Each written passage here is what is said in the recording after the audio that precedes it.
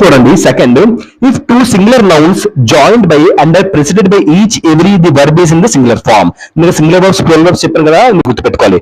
So every man and woman, ఇక్కడ చూడండి ముందు ప్రెసిడెంట్ అంటే ముందు ఈచ్ తో గానీ ఎవరితో గానీ అది ప్లూరల్ ఫామ్ లో ఉన్న దానికి ముందు కనుక ఈచ్ గానీ ఎవరి గానీ కనుక వస్తే మీరు దాన్ని సింగులర్ గా పెట్టాలి.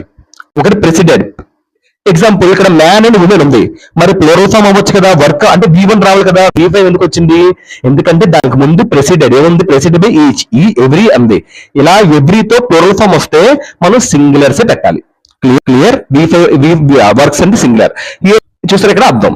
ఈచ్ బాయ్, ఇక్కడ బాయ్ అండ్ గర్ల్, బాయ్ వేరు గర్ల్ వేరు సబ్జెక్ట్స్ కదా, మరి ప్లూరల్ ఫామ్ కదా రావాలి, V1 కదా రావాలి. మేక్ V5 ఎందుకు వచ్చింది?